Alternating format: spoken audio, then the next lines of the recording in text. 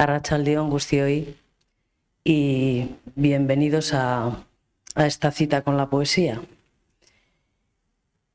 Bueno, tengo el privilegio de estar hoy aquí gracias a Ida Vitale y a Selva Casal, que aunque no llegaron nunca a conocerse en vida, hoy van a tener la oportunidad de charlar y conversar con dos maravillosas poetas que me han invitado a este encuentro, que son, como todos sabéis, Ángela Serna y Pilar Corcuera.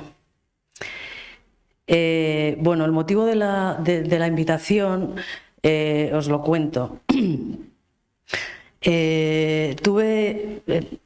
Fue en abril del 2011, en pleno otoño austral, cuando tuve el privilegio de ser acogida, de estar en casa de Ida Vitale en Montevideo durante unos días. El viaje lo realizamos con Concha García, que es una poeta cordobesa que ha estado por aquí, por Vitoria, y a lo mejor algunos de vosotros conocéis, y otra mujer, Meyer, se apellidaba, una alemana que se ocupaba de la parte técnica, y yo les acompañé en calidad de amiga de Concha García. Y fuimos, lo que nos llevó allí era hacer un documental sobre poetas argentinas y poetas uruguayas. De hecho, os voy a nombrar a las poetas, y ese documental lo podéis ver, se llama Entre dos orillas y está en internet y se puede ver. Íbamos a entrevistar bueno, pues en Montevideo a 6 poetas argentinas y uruguayas, como he dicho. Circe Maya, que estaba en Tacuarembó, que es al norte de Uruguay; Selva Casal en Montevideo; María Carmen Colombo en Buenos Aires; Diana Velesi en El Tigre, que es una parte de Argentina; Graciela Cros en Bariloche y Nini Bernadello en Tierra de Fuego. Entonces, bueno, yo ya digo que fui en calidad de amiga de Concha García, pero lo que hice también es ayudar con una cámara fija. Llevábamos 2 cámaras, una móvil, otra fija, y un poco la iniciativa fue de Concha, las preguntas, las entrevistas, etcétera, y los contactos. Bien. A Concha García le había dado las llaves de la casa la madre de Ida Vitale, perdón, la hija de Ida Vitale,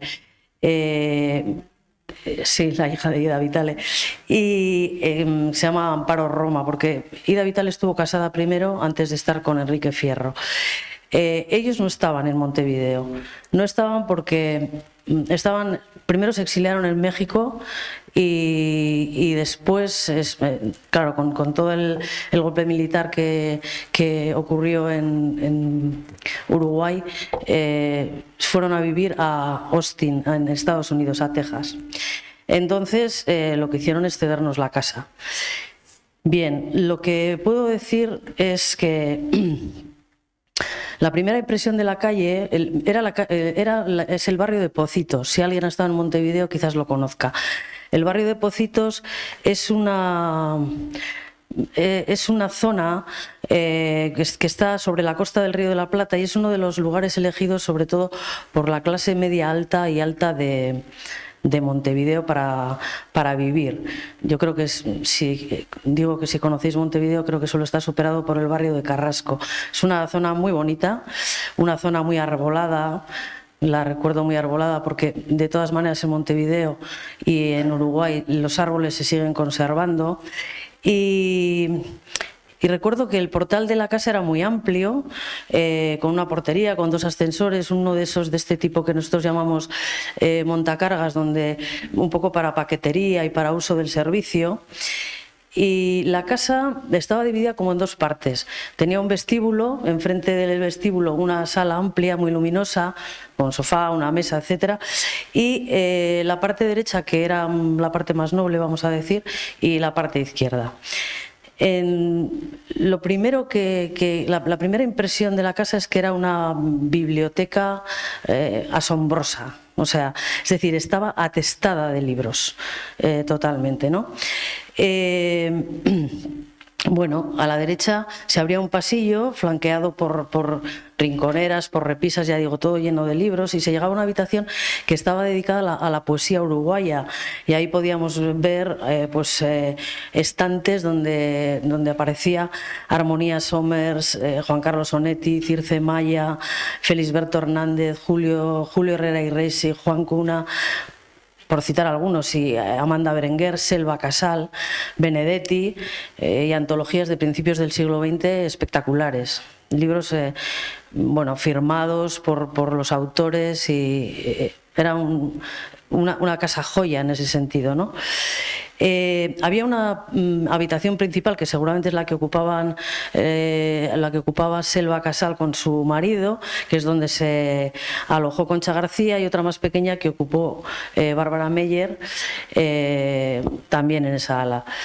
Luego en la parte izquierda recuerdo que había una zona menos noble, bueno, si se puede llamar que la cocina es menos noble, pero en fin, la cocina, una despensa, un aseo pequeño, y una pequeña habitación, una modesta habitación, que es donde me alojé yo, que lo que recuerdo es un colchón muy peculiar, porque nunca había dormido yo sobre un colchón de paja, de heno, seco. No era cómodo, la verdad, pero ese estaba allí, probablemente era en la zona donde tenían el servicio, en fin, ¿no? Me acuerdo que a través de la ventana se podía ver palomas, hay un montón de palomas en Montevideo apoyadas en las repisas de los edificios de enfrente, que se veía en diagonal la cúpula del edificio del 18 de julio.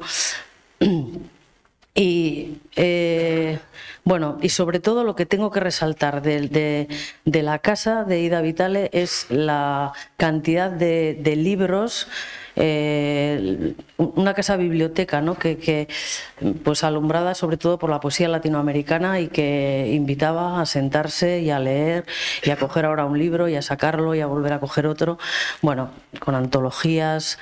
Esa es la parte que sobre todo he de destacar. Yo desafortunadamente no conocía a Ida Vitale, pero sí que tuve el privilegio de alojarme allí, y fue pues un gran regalo. Bueno, después ya he citado las poetas que fuimos a visitar, pero la otra de ellas que hoy está aquí es Selva Casal, y visitamos a Selva a unos kilómetros de Montevideo, en una urbanización que se llamaba Solimar.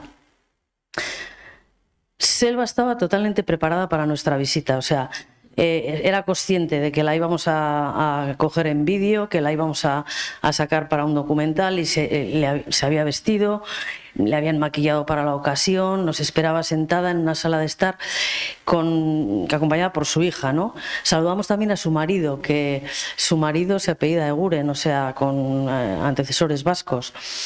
Un hombre muy alto, recuerdo, así, sí. Y Selva, la casa primero contaba con un pequeño jardín, un taller donde pudimos ver, después de la entrevista, vimos cuadros suyos porque también pintaba. La primera impresión que tuve yo al verla era de que era una mujer frágil, afectada por un temblor de manos, de cabeza, y con un hilillo de voz. Recuerdo que tuvimos dificultades a la hora de grabar, porque la voz de Selva era muy baja, y había pues ruidos de perros y fuera en el exterior, que no se podía hacer nada con todo eso, ¿no? Nos costó tiempo.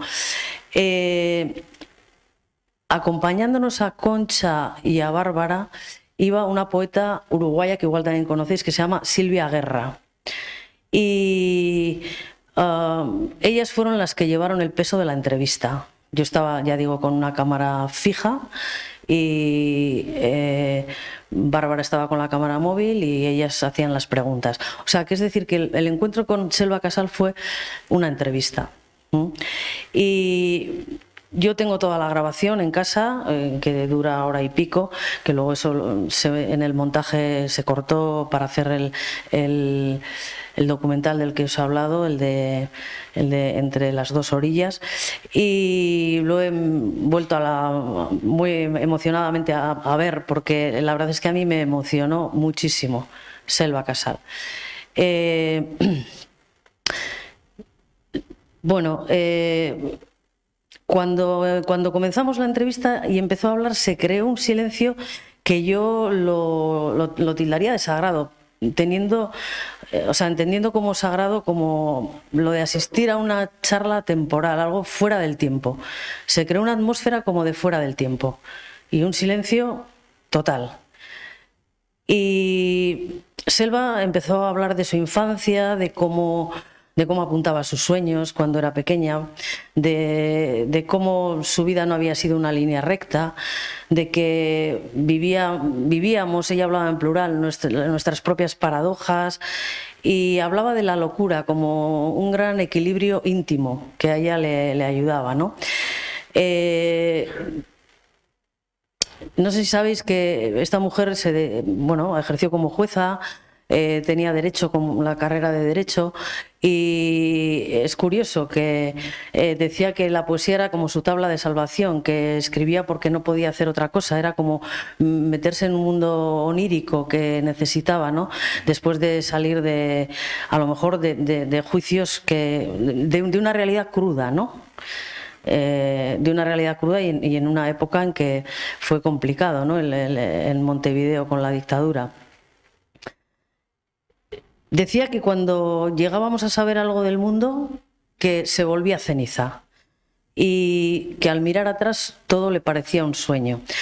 Supongo que la edad influía en toda la mirada hacia su pasado, ¿no? Porque lo veía como algo onírico, un mundo onírico, ¿no? Bueno, le preguntamos, por ejemplo, una de las preguntas era que a dónde creía ella que iba la poesía, y su respuesta fue: la poesía no va a ningún lado. Nos valemos de las palabras, pero después hay que tirarlas, dijo textualmente, ¿no? Esto a mí me impresionó porque la respuesta era de un desapego que no es propio de los creadores.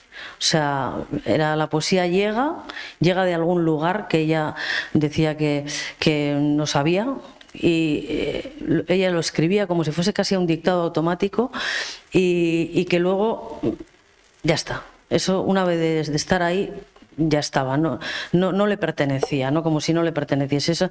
Ese desapego, la verdad es que me impresionó, ¿no? También le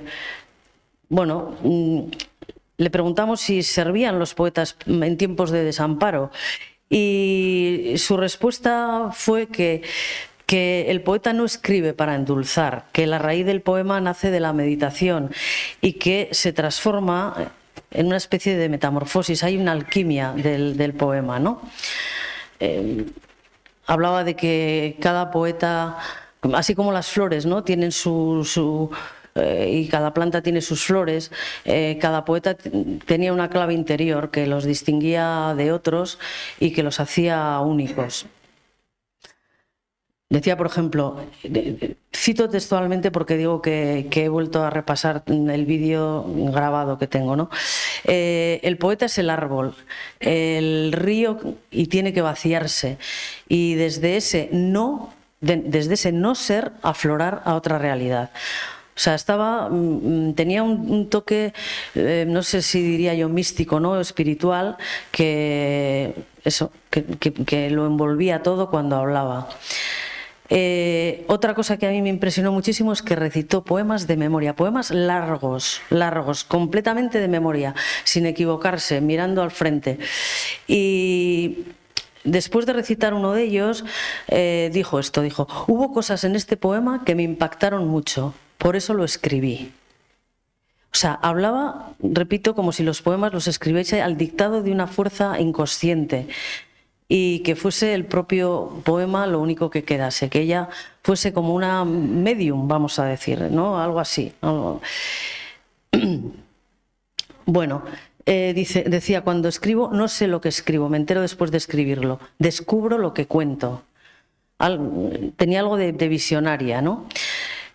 Otra cosa que nos comentaba es que la indiferencia era una mala palabra para la poesía, que el poema no se puede, y que el poema no se puede quedar solo en la emoción, que necesitaba intensidad y profundidad, que eso es lo que el poema sin intensidad, sin profundidad, naufragaba, que no era solo un golpe de emoción. Y ya decir, por ejemplo, que el tema del tiempo y de la muerte fueron cardinales en la entrevista, ¿no? Otra de las cosas que dijo es: somos fantasmas que tocamos la noche. Sé que estamos muertos porque el tiempo no importa. Hay que nacer y morir continuamente. No vivimos en vano, que eso es un poemario que tiene ella del 74. Dice: lo peor es que sobrevivimos a las desgracias que nos ocurren. Y irremediablemente volvemos a ser felices, decía. Si afuera del tiempo hay algo más profundo y abierto. Por lo tanto, el tema del tiempo yo creo que estaba muy presente, o estaba, por lo menos en aquella entrevista, es lo que más, por lo menos a mí, lo que más me quedó, ¿no?, de aquello. Al referirse a la belleza, me recuerdo también que dijo: no busqué por ella misma en la poesía la belleza, no busqué nada. ¿Tenemos acaso sentido de lo bello? Es un terreno vacilante, frágil, como una tela de araña. La mayoría de las cosas no tienen respuesta, pero nosotros debemos de seguir interrogándonos. Bien, y una de las cosas que terminó diciendo, y voy a terminar aquí, es que dijo: ahora estamos aquí hablando de poesía, pero ¿será esto una realidad o una ficción? Pues eso ya cada uno de nosotros nos lo tenemos que preguntar. Muchas gracias por escucharme y damos paso a las poetas. Gracias.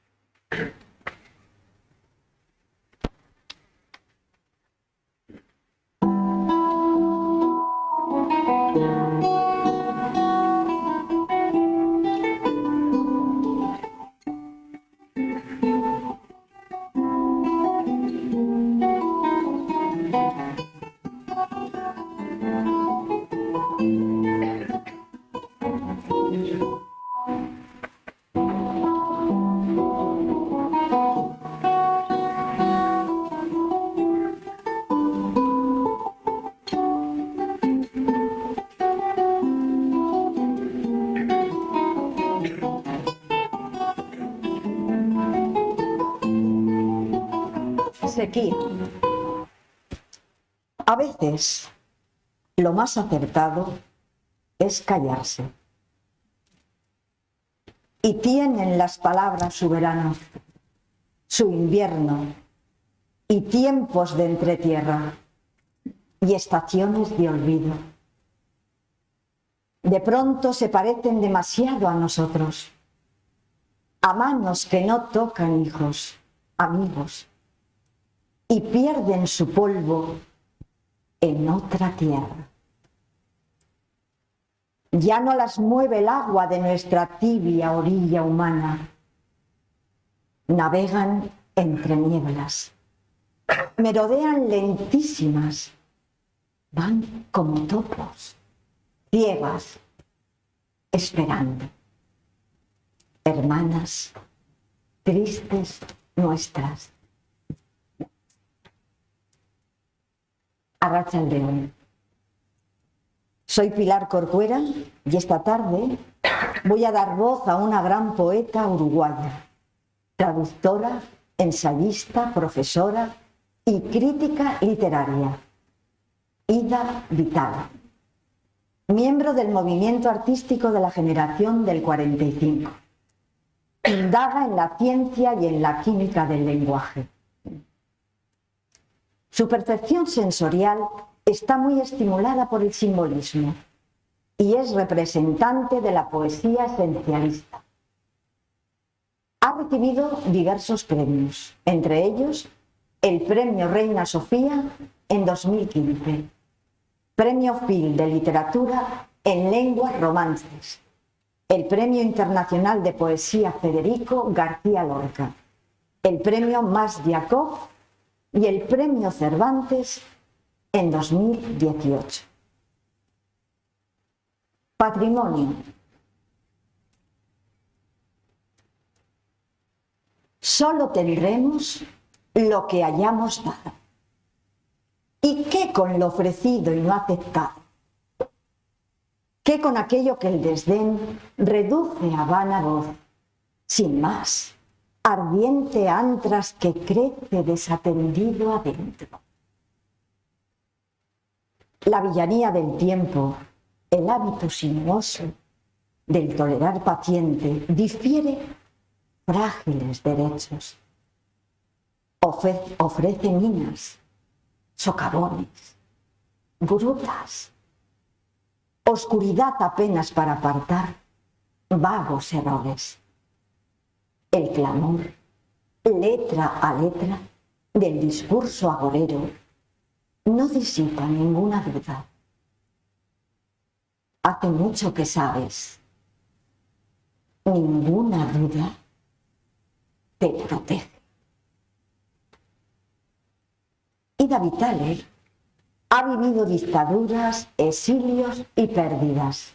Y a pesar de estar a punto de cumplir 100 años, no se le borra ni el humor, ni la ironía, y mucho menos la capacidad de escribir.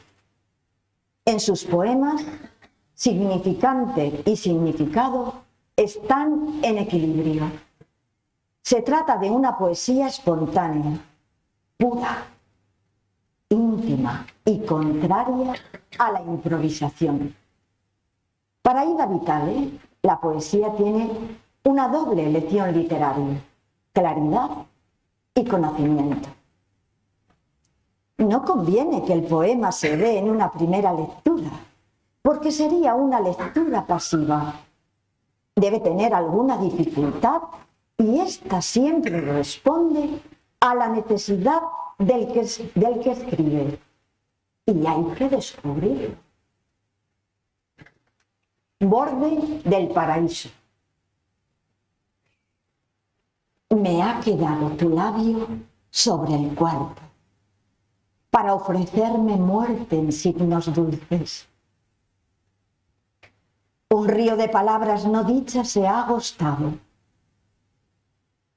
Criaturas sombrías echan mi suerte a viento o fuego. Mi sangre canta, canta, toca la luz, el cielo del peligro. Ruega, duele, roza el radiante borde del paraíso. Oh labio asombro, cacería asombro, tormenta, nube, escalofrío asombro. El alfabeto entero se deshace y tiempo atrás recobra el gemido primero. Amor, aparta el aire. Dame tu mano fresca, lleva mi frente a una orilla de hierbas. Quiero saber al fin el lugar de la rosa, el paraíso.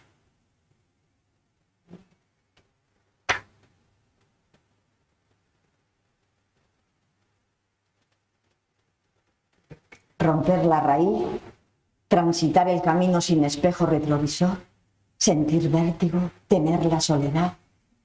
Ese es el destino del que sufre el exilio, del que es empujado a la noche del desabrigo, de la extrañeza. Exilios. Tras tanto acá y allá, yendo y viniendo, Francisco de Aldana. Están aquí y allá, de paso, en ningún lado. Cada horizonte donde un ascua trae. Podrían ir hacia cualquier fisura. No hay brújula ni voces. Cruzan desiertos que el bravo sol o que la helada quema y campos infinitos sin el límite que los vuelve reales, que los haría de solidez y pasto. La mirada se acuesta como un perro, sin siquiera el recurso de mover una cola. La mirada se acuesta o retrocede, se pulveriza por el aire, si nadie la disuelve. No regresa a la sangre, ni alcanza a quien debiera. Se disuelve tan solo. Hace apenas 2 meses leí una entrevista que un periodista, Luis Martínez, le hizo a Aida Vitale en Málaga. Era con motivo de la presentación de un bello documental sobre ella, donde hablaban de la memoria, del tiempo y de los colibríes. Este periodista le comenta a la poeta de la distancia existente entre Ida Vitale, escrito con letra redonda, e Ida Vitale en letra cursiva. La primera, la que va en redonda y bien erguida, dice el periodista, es la imagen de una poeta casi centenaria. Cumple un siglo el próximo 2 de noviembre, que habla con voz enérgica, mira a los ojos del que pregunta y se ríe. La segunda, la que se lee ligeramente acostada a la derecha, delgada y elegante, es la estrella del momento en el Festival de Málaga. Ida Vitale en Bastardilla. Este es un documental que se podría describir como íntimo, quizá lírico, pero sobre todo profundamente bello en su calma, en su luz y mucho más importante, en su voz. Renuente. Después de los 80, rechazarás el azafrán y el chile. Desde siempre, las innobles sandías, las mentiras del arte del farsario. Dejarán de angustiarte las teorías estéticas, la maldad del azúcar, el ego, las historias que la gente se inventa para alegrar el suyo, la inabarcable gira de ajenas cacerías. Mira las piedras y las hojas, umbrales de la paz, sin olvidar que sobre el descuido alguien aguarda tu caída inerte.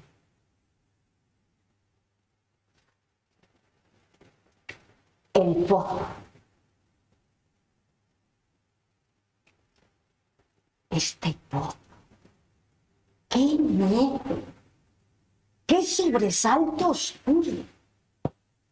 Bajo la noche solos, usando las palabras como inconscientes varas para tocar lo otro, no nombrarlo, no pensarlo siquiera. Si pudiera negar este acabarse todo, ese desarbolado amanecer del mundo que llegará algún día. Pero la sombra vuelve siempre con los recados de ese turbión de espanto, sin lugar, sin colores, sin música, sin viento, con nada más que un nombre y las lágrimas todas del hombre que lo cercan. El trabajo doméstico es de los más ingratos que hay, porque nunca se puede corresponder en su justa medida. Obligaciones diarias.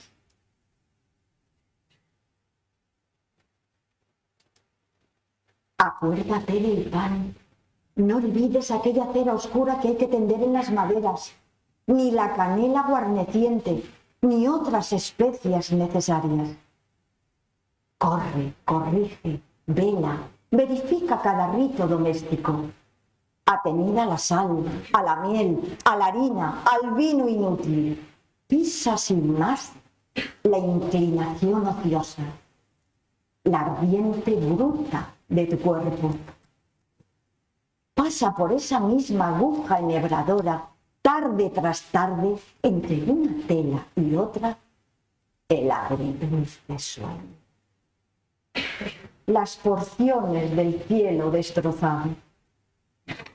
Y siempre entre manos, un ovillo interminablemente se devane, como en las vueltas de otro laberinto. Pero no pienses, no procures, deje. De poco vale hacer memoria, buscar favor entre los mitos. Ariadna eres sin rescate y sin constelación que te corone. ¿Cuántas Ariadnas existen? Y sin derecho a jubilación. Vegetar. ¿Qué? ¿Será tan malo vegetar? Habrá que echar raíces con la permanencia que eso implica. Quizá baste un poco de arena, pero entonces será un cactus lo que venga a nuevo estado. Sin duda será mejor buscar para la experiencia un poco de buena tierra negra, porque tampoco cualquier tierra se presta para la aventura que comienza. ¿Serán suficientes unos brotes? Pero por más que una se ponga voluntarista, aquellos no van a aparecer por ningún lado si no se logra la mínima raíz. Y para esto se necesita quietud, hundimiento y quietud.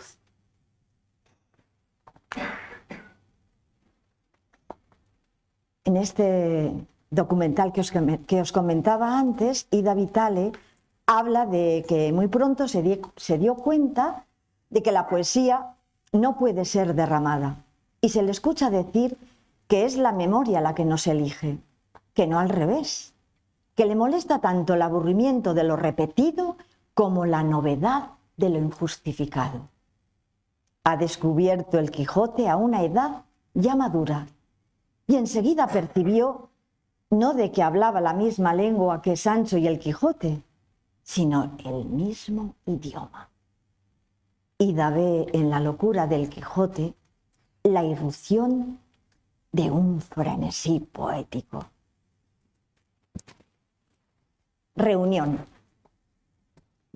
Érase un bosque de palabras, una emboscada lluvia de palabras, un musgo delicioso susurrante, un oral arcoíris.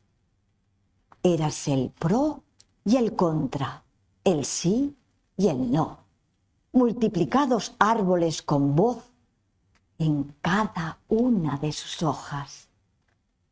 Expectantes palabras, fabulosas en sí, promesas de sentidos posibles, airosas, aéreas, aireadas, ariantas. Un breve error las vuelve ornamentales.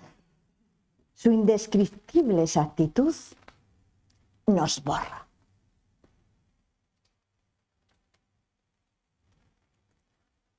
Final de Fénix. No era verdad el fabuloso vuelo, pero fingíamos creerlo por casi hermoso. Le miramos llegar a un cielo falso, subiendo su proclama de oro, en rosa sombría de teatro, en inerte crepúsculo. Seguíamos su vuelo con ácida paciencia. Pronto, roído del día por sus mismos vapores, fue cediendo ante la noche limpia.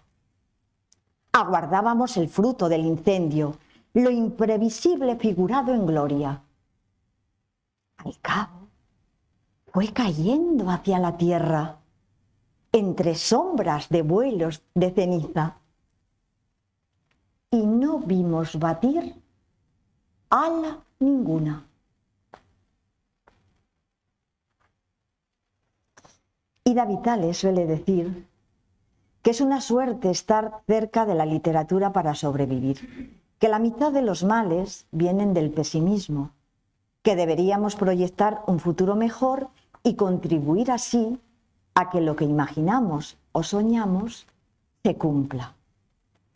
Que el horror no prospere, que los que vengan detrás no hereden un paquete tan tenebroso, pues la vida no siempre es inteligente.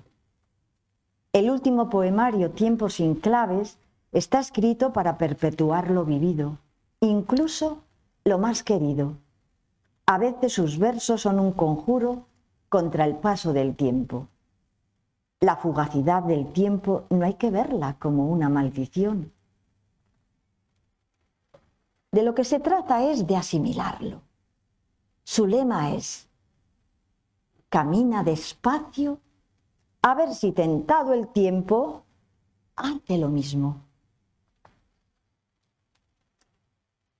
Cirugía de invierno.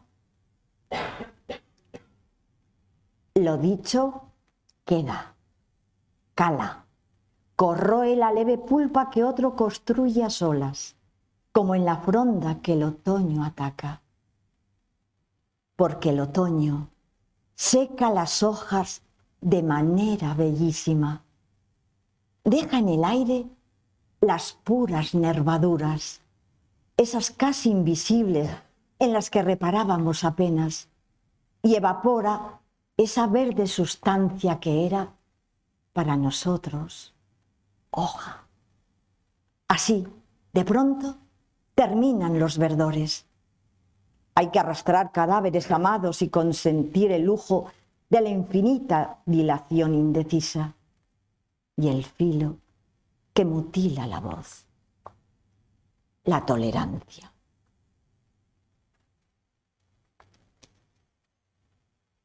Hay veces que en el silencio de la noche hacen su entrada las palabras traductoras de la conciencia, de los miedos.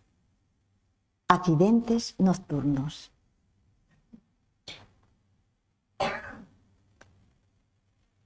Palabras minuciosas.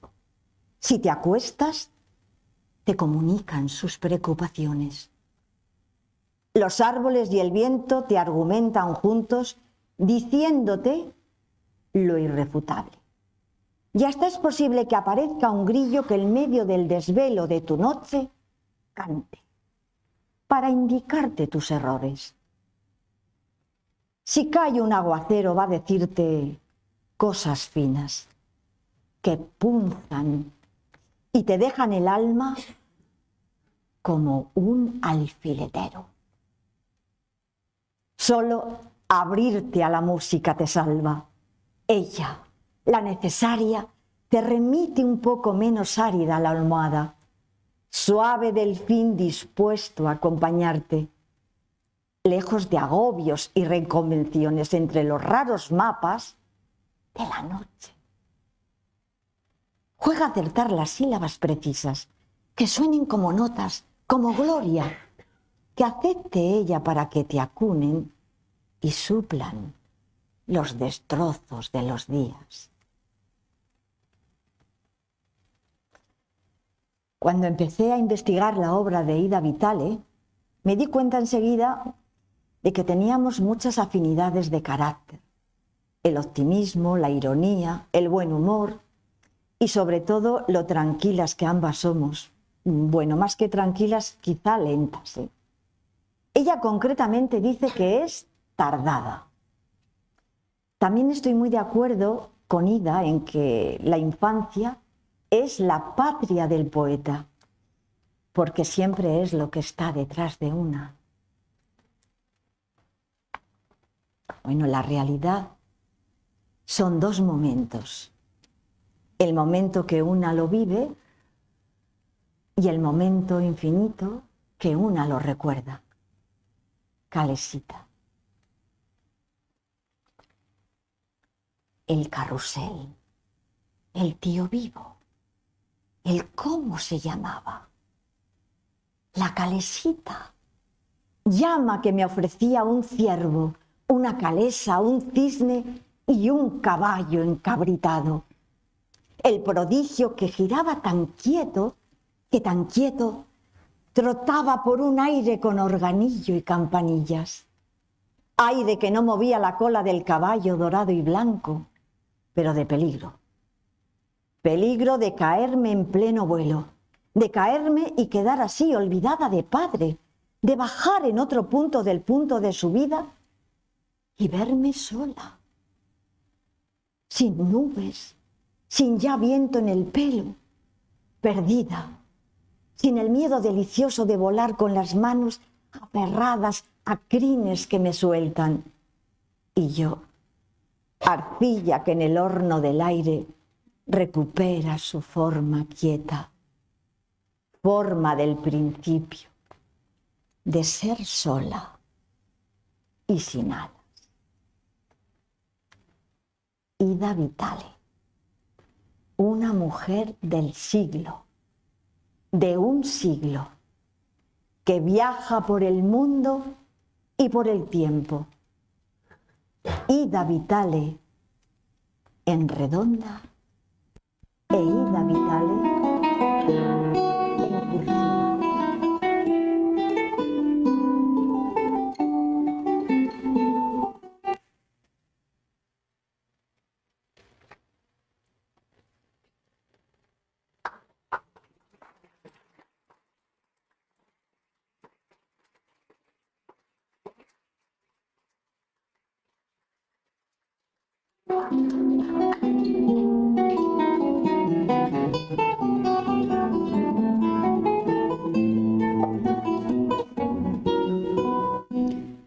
Antes de que yo naciera, mi padre y yo estábamos confabulados.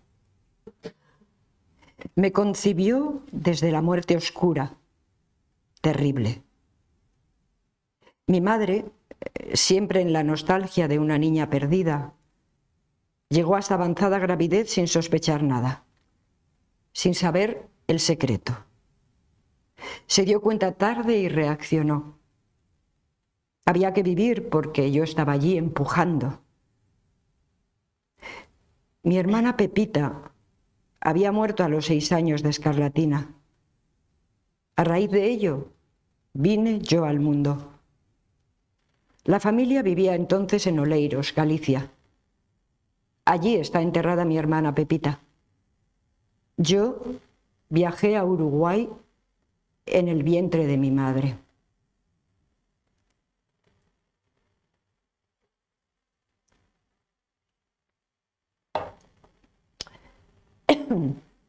Buenas tardes. Arratsaldeon.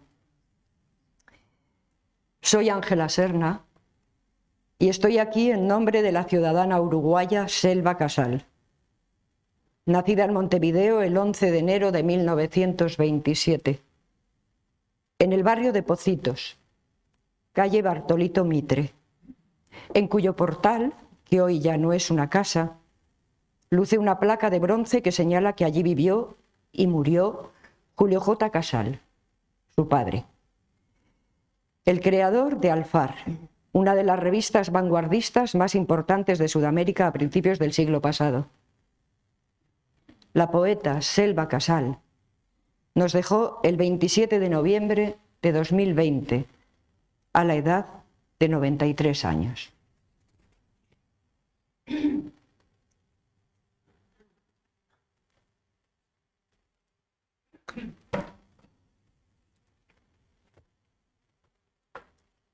Y lo peor es que sobrevivimos. Sobrevivimos siempre al amor, a la ruina, a la incesante sorpresa de la muerte. Avanzo ante despojos y sé que lo terrible es que volvemos a ser felices. No soy yo, soy nosotros. El amor y el terror viven juntos. Por eso no levantaste los ojos y te dejaste morir así. Fue eso nada más. Peligro de nacer. Siento ese escalofrío con que mueren los peces, Tal se vive un amanecer inesperado. El amor y el terror viven juntos. Hay una correspondencia entre el alma y el mar, entre las galaxias y el dolor. Y extrañamente, el terremoto que todo lo destruye da de comer a quien nunca comió. No soy yo, soy nosotros. Se derrama el sol sobre mis huesos. Surge el amor donde no debe surgir. Vive donde no debe vivir. Casi desconocida, casi el viento. ¿Cómo voy a explicarle a mis muertos que una vez fueron niños y hasta a veces felices? ¿Acaso sea la hora de negar todo? La familia y su historia, los huesos y sus tumbas.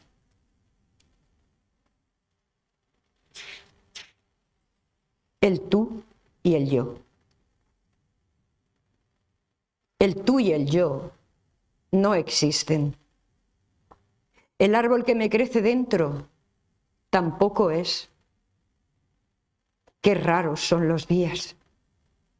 Susurran un misterio. Frontal, la vida ataca. Hay un puente hecho de eucaliptus viejos. Podemos naufragar. Qué disparate es buscar la belleza. Apenas vislumbramos algo y ya definitivamente caemos. No nos deja el temor. No nos deja la nada. Estar al borde del saber por qué la música hace un cielo negro colmado de estrellas. Si no sabemos nada, ¿por qué tanto dolor? Para esperarte. Para esperarte, yo volveré del sueño. Seré como ventana siempre abierta. Podrías no haber nacido. Entonces no habrías muerto. De mañana era hermoso, pero no lo sabíamos. Plantábamos árboles, festejábamos pájaros. Aquel hombre no sabe que nació. Él era un manzano, un rubí, un esqueleto. Una llamada telefónica puede ser el momento justo para morir. ¿Pero qué es morir?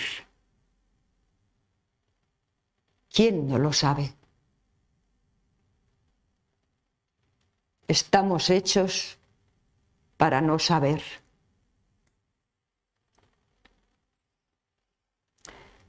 Las cartas que no enviamos. Las cartas que no enviamos. Los amores que no vivimos. ¿Y quién más se oculta tras las puertas? Todo será verdad. No te espantes, no te duelas así. Las maderas crujen habitadas por seres pequeños que no pueden ver. Desde que se hizo la luz, todo estaba previsto. Estamos vacíos aunque nos valgamos de palabras y seamos hijos de la tierra. Para hablar con Dios no se me ocurre nada. Y así dejo pasar mi última oportunidad. El cielo está oscuro como yo. Matamos y morimos. Esto no se puede olvidar. Toda mi desesperación cabe en un atardecer. Acá todos trabajan. Yo no sé trabajar, no lo he aprendido. Un pájaro trabaja. Trabaja el viento dentro de mí. La noche.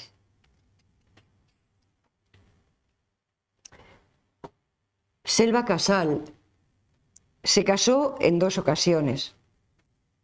En realidad fueron 3. Primero con Arturo Eguren en 1951, con quien tuvo 4 hijos: Pablo, Rosalía, Mauricio y Virginia. Se divorció en 1973. Se casó con Víctor Baqueta hasta el año 1986. Y a escondidas volvió a casarse con su primer marido. Amar y morir. A Marcos Ibarra. Amar y morir al mismo tiempo. Quizá no entiendas nada de lo que escribo. Yo tampoco. Así tendrá razón la sinrazón que habito y me sustenta. Refugio de la pena es la esperanza. Vine porque no podía estar lejos de ti, dijo. Quedé en silencio. Busqué un lugar donde sostenerme porque no llevo en mí 2 vidas.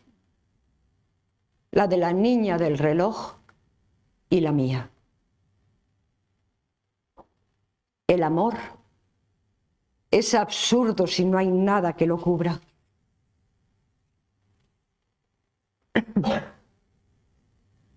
Qué difícil es amarte.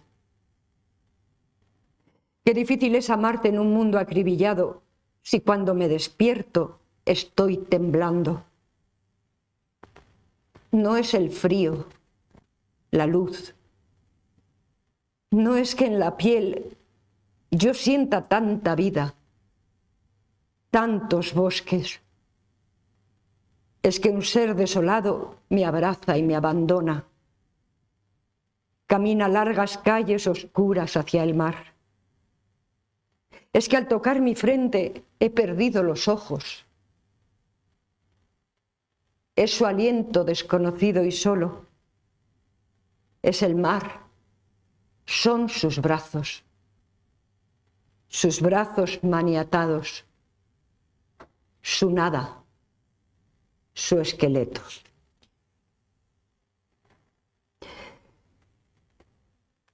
Selva fue poeta y también fue pintora.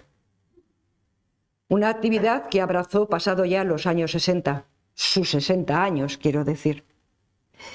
Pero nunca frecuentó los círculos artísticos ni literarios.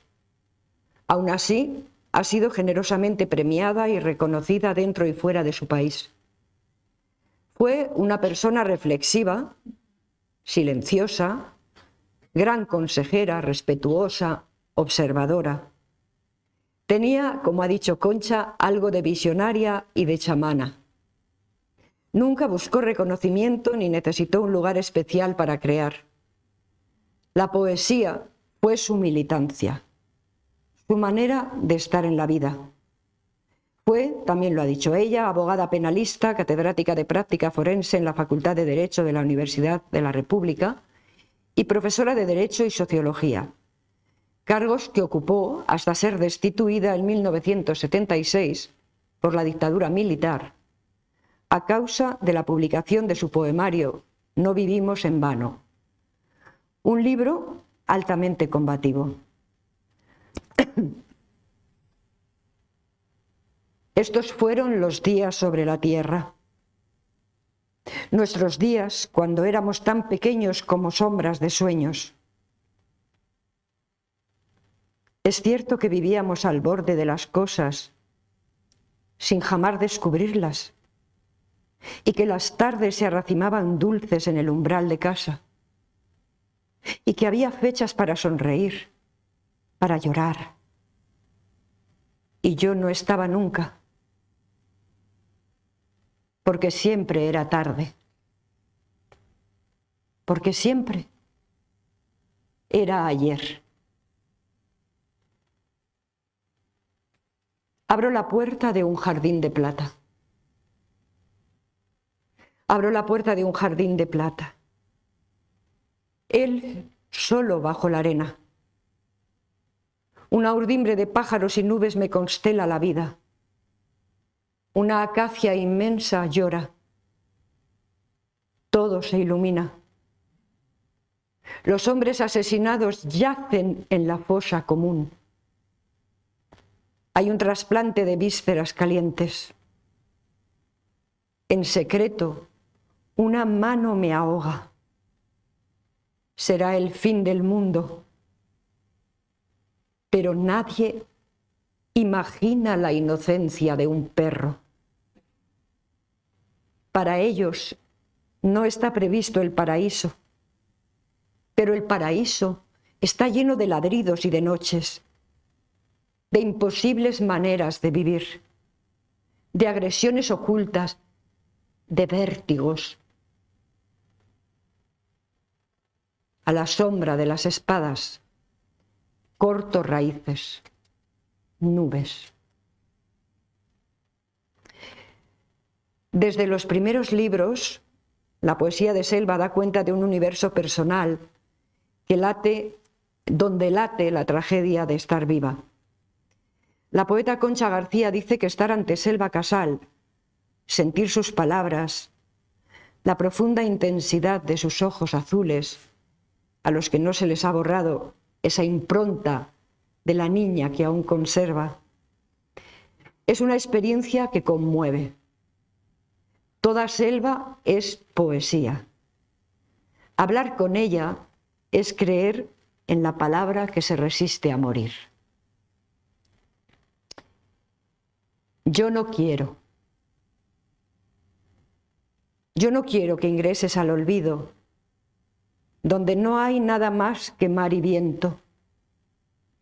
Si le digo que espere, la luna se quebranta y se enlutan los cielos. Yo te sostengo, quiero sostenerte en medio de la guerra y el suplicio. Cristo nos dio su corazón. Llévate también mis llagas en donde ingresan pájaros muertos. Déjame sola en una roca ardiente donde no hay más que sueño y mar, donde no hay nada. El universo entero es un niño que gime. En Selva Casal, el ritmo procede de una voz instalada en las regiones del tiempo. Sus versos se yuxtaponen porque no utiliza puntuación. De esta manera son los lectores quienes construyen realmente los poemas.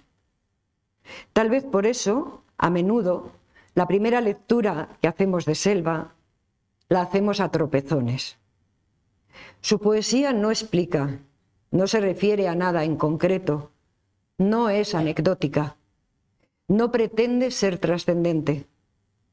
Su verso es una nostalgia y una búsqueda del silencio perdido, un presente de hambre y saciedad, nostalgia de un mundo que falta. Selva sabía muy bien que la creación vive en un mundo paralelo y que tenía que extraer imágenes de lo cotidiano, y que nuestra voz es acaso nuestra si rompe las barreras del yo y se interna en ese bosque sin límites que es la humanidad. Selva era una mujer muy firme en sus convicciones. Buscaba siempre el equilibrio, pero ante la injusticia se hacía oír y de qué manera. Ella decía: pertenecemos al mundo, no podemos ser indiferentes. La poesía es un sitio y un tiempo. Nosotros somos fantasmas.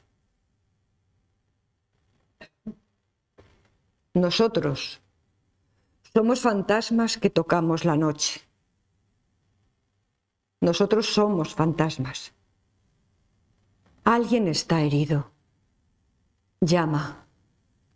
Tiemblo como un pájaro apretado en un puño, como un niño. Es de noche y golpean. Están asesinando a un hombre en algún lugar. Alguien desprendido de su cuerpo me mira, me ama, me toca. Siento ruido de lápices, de sillas, de ventanas. Puede entrar ahora en mi cama, en este cuarto.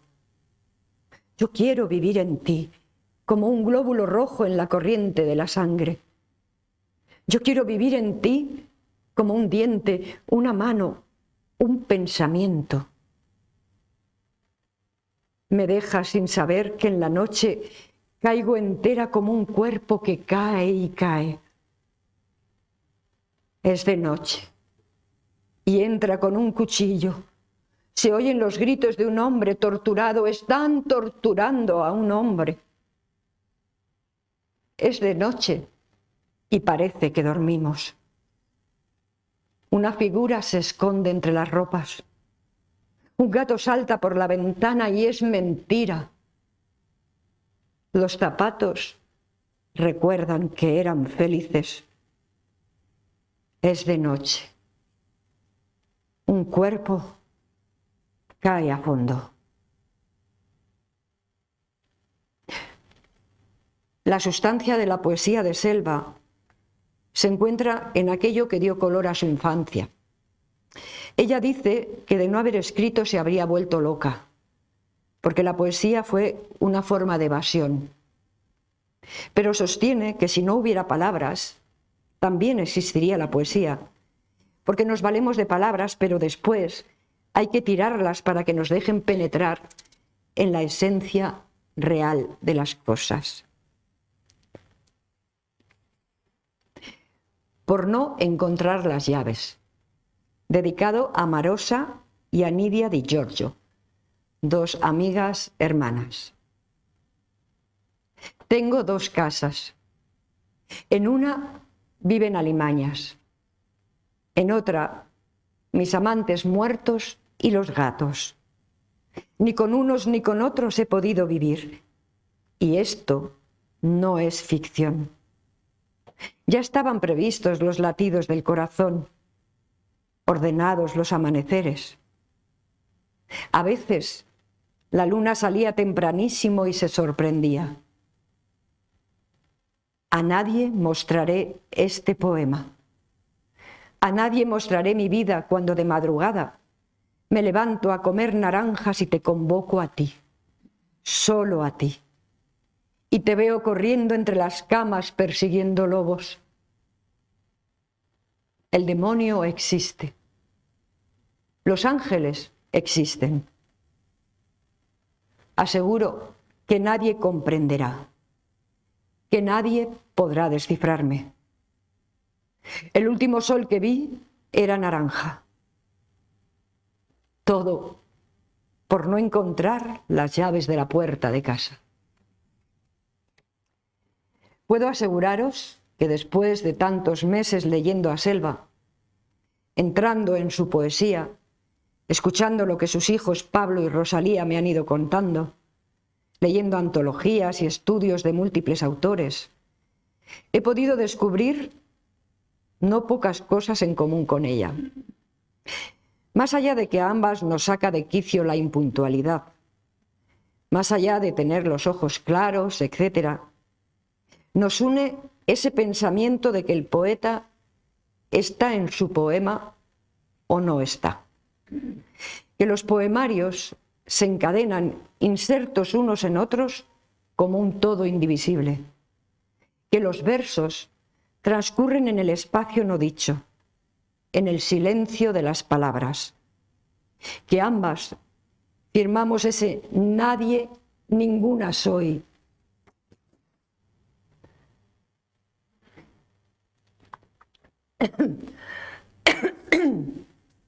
Perdón. Que ambas firmamos ese nadie, ninguna soy, entonado por tantas otras. También que escribimos con frecuencia desde el abismo, buscando la palabra justa, Además, como Selva Casal, creo que convivo con mi sombra.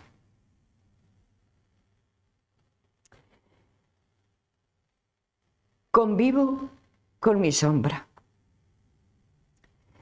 Estoy segura de saberme en otra realidad, donde soy y no soy al mismo tiempo, los rostros desde donde las luciérnagas nos iluminaban. Nadie puede imaginar los límites que tiene la zozobra a la hora de las despedidas oscuras.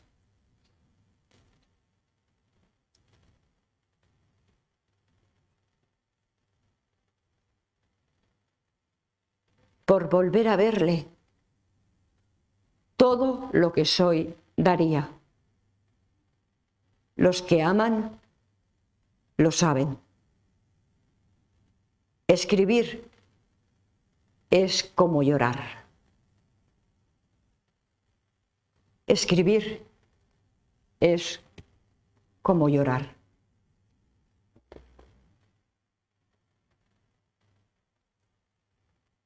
Ida. Ida.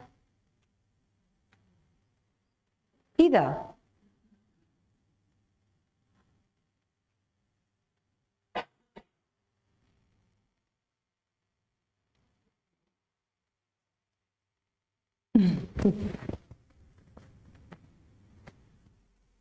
Ida, yo ya no voy a leer más poemas. ¿Vos querés leer alguno más? ¿Te apetece un tecito, Selva? Claro que sí, querida Ida.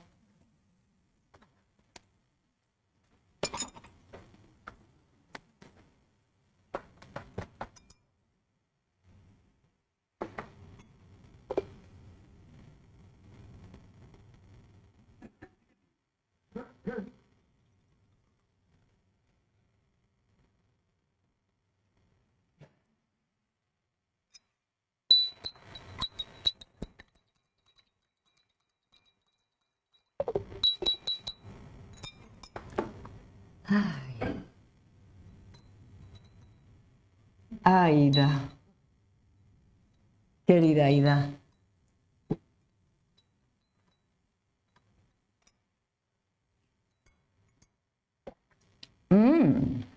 Está bueno este té. Pero he de decirte que ahora no es la hora. Sabes que yo tengo todos los horarios corridos. Ya lo sé. Estás muy activa. Viajas muchísimo, querida Ida. Se me pasó el año volando. Es verdad. Siempre te veo de un lado para otro.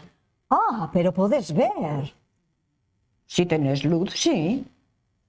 Y si tenés luz, podés escribir. Claro.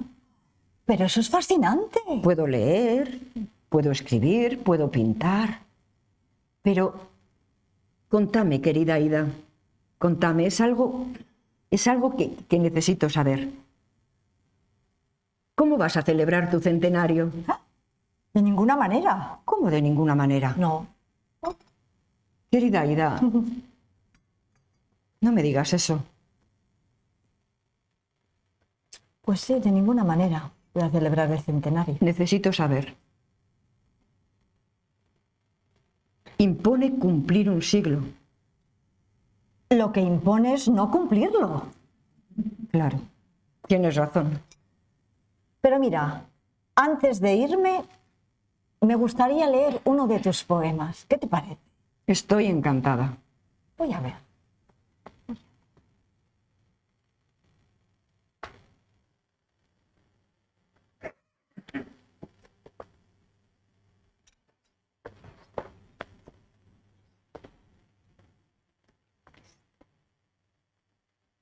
¿Sabes una cosa?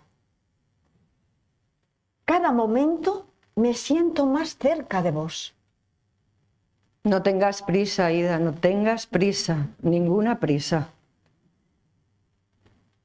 Voy a leer Estoy cansada, del poemario de Selva Casal, y lo peor es que sobrevivimos, de la antología personal de 2013.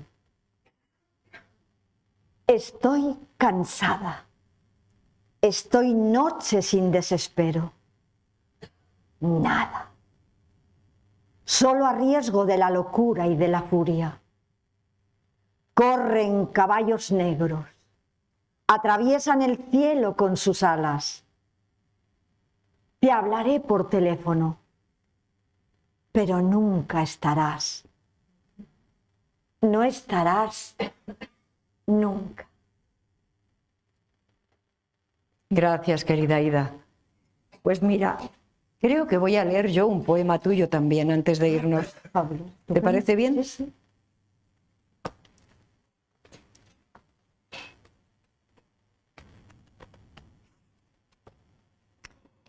El poema Fortuna, del libro Trema, de 2005. Por años, disfrutar del error y de su enmienda.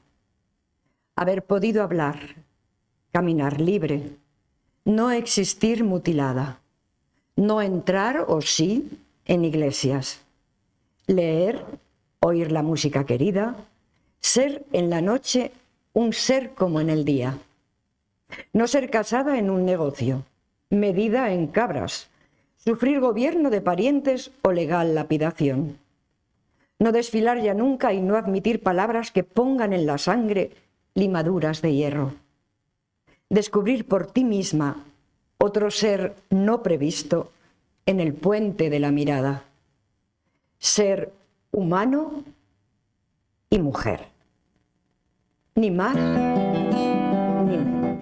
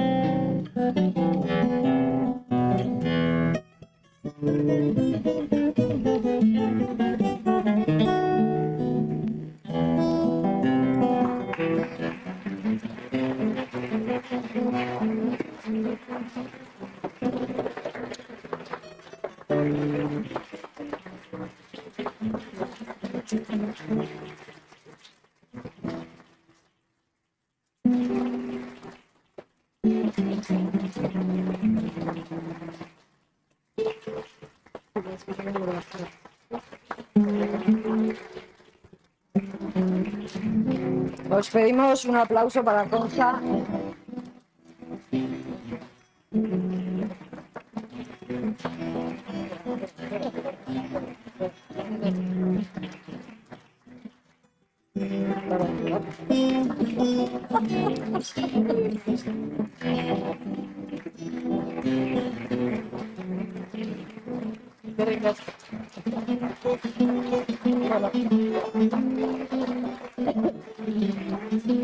Muchas gracias.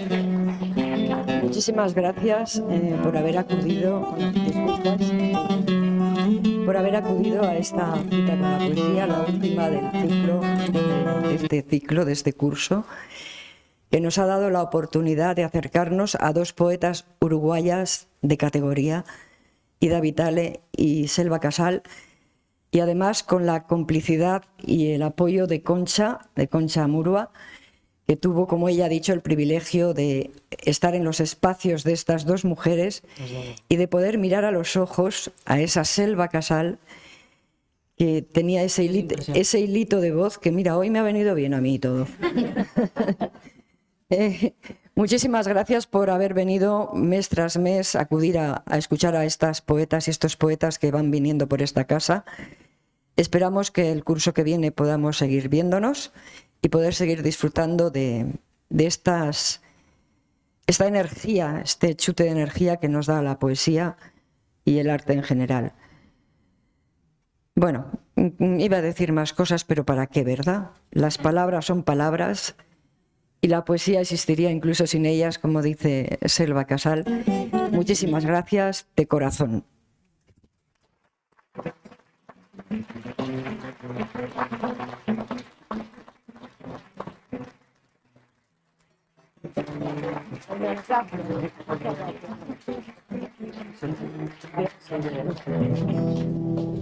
Ya os podéis ir, ¿eh?